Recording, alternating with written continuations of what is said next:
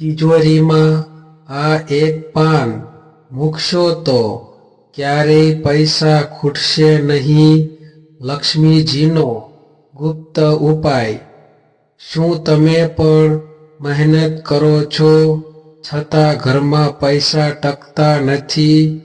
ઘણીવાર એવું થાય છે કે કમાણી સારી હોવા છતાં ખર્ચ વધી જાય છે અને તિજોરી ખાલી થતી જાય છે.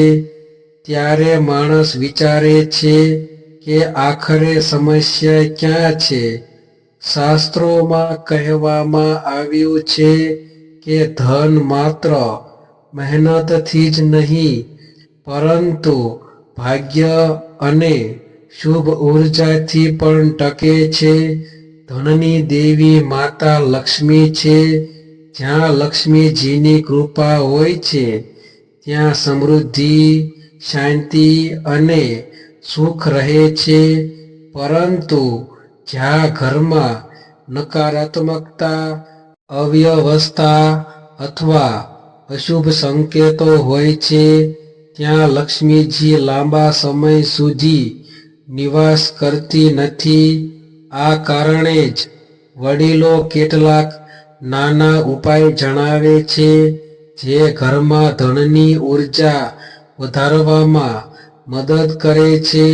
એમાં એક ખૂબ જ સરળ અને પ્રાચીન ઉપાય છે તિજોરીમાં એક ખાસ પાન રાખવાનો. કહેવાય છે કે આ પાન માતા લક્ષ્મીને અત્યંત પ્રિય છે. જો યોગ્ય રીતથી આ પાન તિજોરીમાં રાખવામાં આવે તો ઘરમાં ધનની આવક સ્થિર થવા લાગે છે અને પૈસા અચાનક ખૂટતા નથી. ઘણા લોકો આ ઉપાયને સામાન્ય માનતા હોય છે પરંતુ વાસ્તુ અને પરંપરાગત માન્યતાઓ અનુસાર આ નાનું પગલું પણ ઘરના ધન પ્રવાહ પર અસર કરી શકે છે. ખાસ કરીને જો આ ઉપાય શ્રદ્ધા અને નિયમ સાથે કરવામાં આવે તો તેનું પરિણામ વધુ શુભ માનવામાં આવે છે. પરંતુ ધ્યાન રાખવું જરૂરી છે કે આ પાન કોઈ પણ રીતે રાખવાથી ફાયદો થતો નથી. તેની એક ખાસ રીત છે, ખાસ દિવસ છે અને કેટલીક નાની બાબતોનું પાલન કરવું પડે છે. આગળ આપણે સમજશું કે તિજોરીમાં કયું પાન રાખવું જોઈએ અને તેને કઈ રીતથી રાખવાથી માતા લક્ષ્મીની કૃપા મળી શકે છે. ભારતીય પરંપરામાં ધનને માત્ર પૈસા તરીકે નહીં પરંતુ સમૃદ્ધિ અને સુખનું પ્રતીક માનવામાં આવે છે. તેથી જ ધનની દેવી તરીકે માતા લક્ષ્મીની પૂજા કરવામાં આવે છે. માન્યતા છે કે જ્યાં માતા લક્ષ્મીની કૃપા હોય છે ત્યાં ઘરમાં સુખ, શાંતિ અને સમૃદ્ધિ ટકી રહે છે. પરંતુ જો ઘરમાં અશુભ ઉર્જા અથવા અવ્યવસ્થા વધે તો ધન આવવા છતાં ટકતું નથી. આ કારણસર વાસ્તુશાસ્ત્ર અને પરંપરાગત માન્યતાઓમાં એવા ઘણા નાના ઉપાયો જણાવવામાં આવ્યા છે જે ઘરના સકારાત્મક ઉર્જા વધારવામાં મદદ કરે છે. ખાસ કરીને તિજોરી અથવા જ્યાં પૈસા રાખવામાં આવે છે તે સ્થાનને ખૂબ મહત્વ આપવામાં આવે છે કારણ કે એ સ્થળને ઘરના ધન સ્થાન તરીકે માનવામાં આવે છે. વડીલો કહે છે કે જો તિજોરી અથવા પૈસા રાખવાની જગ્યાએ કેટલીક શુભ વસ્તુઓ રાખવામાં આવે તો તે ધન પ્રવાહને સ્થિર રાખવામાં મદદ કરે છે. આવા ઉપાયોમાં એક ખાસ પાન રાખવાનો ઉપાય ખૂબ પ્રાચીન માનવામાં આવે છે. આ પાન માતા લક્ષ્મીને પ્રિય માનવામાં આવે છે અને તેને તિજોરીમાં રાખવાથી ઘરમાં સમૃદ્ધિ વધે એવી માન્યતા છે. પરંતુ ઘણા લોકો આ ઉપાય વિશે અધૂરી માહિતી રાખે છે. તેઓ માત્ર સાંભળેલી વાત પ્રમાણે કંઈક કરે છે, જેના કારણે યોગ્ય પરિણામ મળતું નથી. વાસ્તવમાં આ ઉપાય કરવાની એક યોગ્ય રીત અને યોગ્ય સમય હોય છે. આ વિડીયોમાં આપણે જાણીશું કે તિજોરીમાં કયું પાન રાખવું જોઈએ, તેને કઈ રીતે અને કયા દિવસે રાખવું જોઈએ અને આ ઉપાય કરતી વખતે કઈ બાબતોનું ધ્યાન રાખવું જરૂરી છે.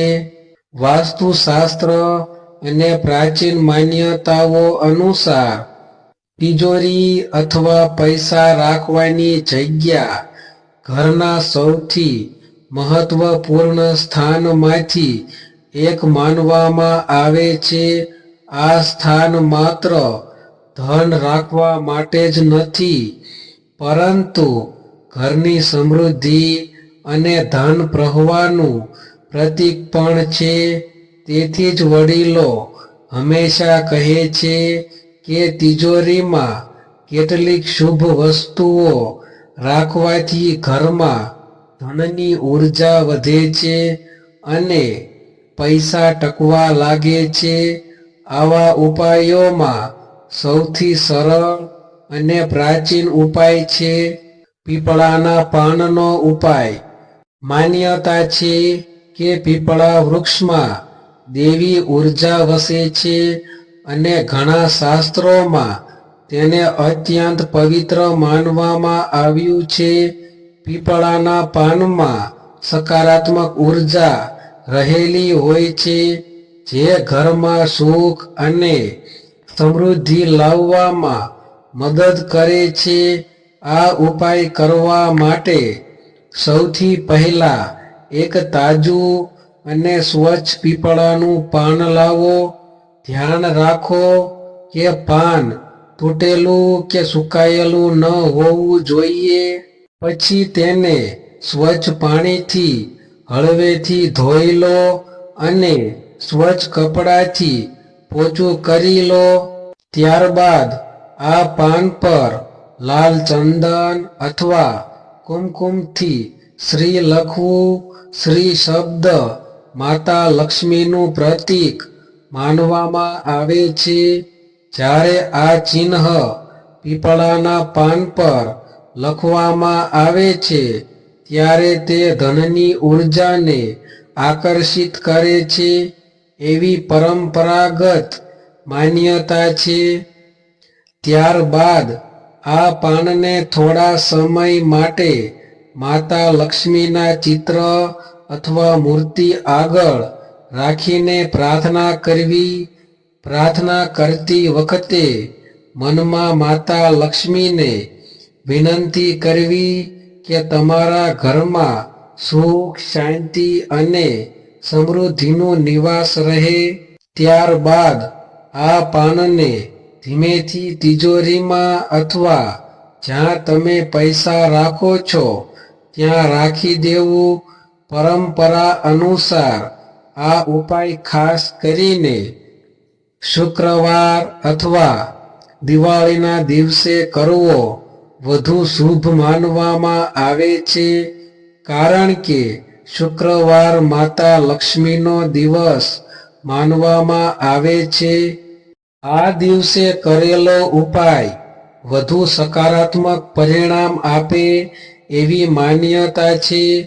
પરંતુ અહીં એક મહત્વની વાત યાદ રાખવી જોઈએ. તિજોરી હંમેશા સ્વચ્છ અને વ્યવસ્થિત હોવી જોઈએ. જો તિજોરી ગંદી હોય અથવા તેમાં બિનજરૂરી વસ્તુઓ ભરેલી હોય તો કોઈ પણ ઉપાય સંપૂર્ણ રીતે અસરકારક બનતો નથી. તેથી તિજોરીને સ્વચ્છ રાખવી અને તેમાં માત્ર જરૂરી વસ્તુઓ જ રાખવી જોઈએ.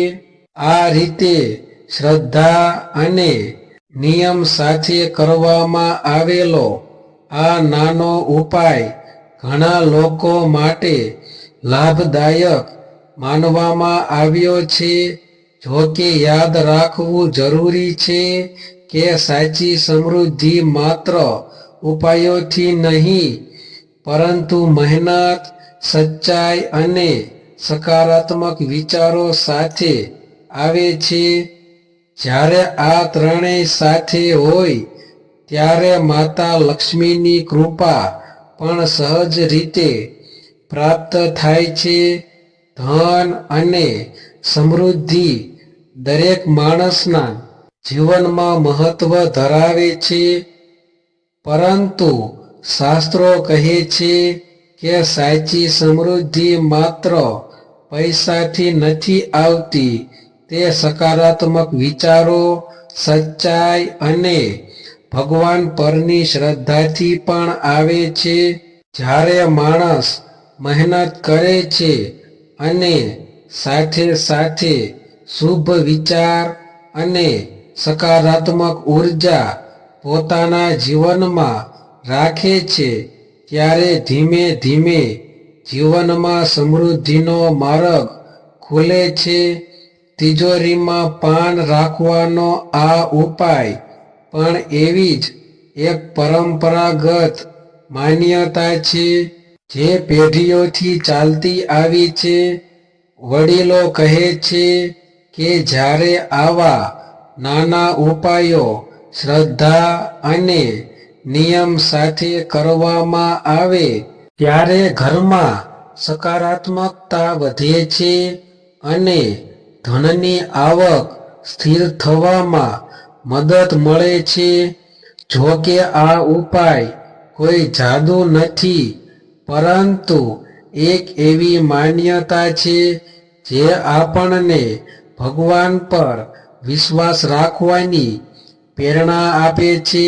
સાથે સાથે એ પણ યાદ રાખવું જરૂરી છે કે માતા લક્ષ્મીની કૃપા ત્યાં જ રહે છે જ્યાં સ્વચ્છતા, સચ્ચાઈ અને સારા સંસ્કાર હોય. જો ઘરમાં ઝઘડો, નકારાત્મકતા અને અશાંતિ હોય તો ધન ટકી શકતું નથી. તેથી જીવનમાં શાંતિ, સદ્ભાવ અને સકારાત્મકતા જાળવવી એ પણ એટલું જ જરૂરી છે.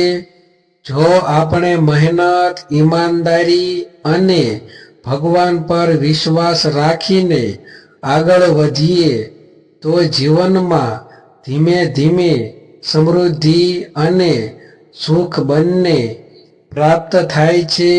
નાના ઉપાયો અને પરંપરાઓ આપણને આ જ વાત યાદ અપાવે છે કે જીવનમાં શ્રદ્ધા અને સકારાત્મકતા કેટલી મહત્વપૂર્ણ છે. જો તમને આવી આધ્યાત્મિક, જીવનમાં ઉપયોગી અને વિચારવા મજબૂર કરતી માહિતી ગમે છે તો આ વિડીયોને લાઈક જરૂર કરો અને તમારા પરિવાર તથા મિત્રો સાથે શેર કરો જેથી તેઓ પણ આવી રસપ્રદ માહિતી જાણી શકે. અને જો તમે હજુ સુધી અમારી ચેનલ લાઈફ ચેન્જિંગ 9192 ને સબસ્ક્રાઈબ નથી કરી તો હમણાં જ સબસ્ક્રાઈબ કરો અને બેલ આઇકન દબાવો જેથી આવનાર દરેક નવી વિડીયો તમને સૌથી પહેલા મળી શકે. આ ચેનલ પર તમને આધ્યાત્મિકતા, જીવન માર્ગદર્શન, વાસ્તુ, ધન સંબંધિત ઉપાયો અને અનેક રસપ્રદ માહિતી સરળ ભાષામાં મળતી રહેશે. ફરી મળીશું એક નવા વિષય અને જીવન બદલાવી શકે એવા નવા જ્ઞાન સાથે. જય માતા લક્ષ્મી.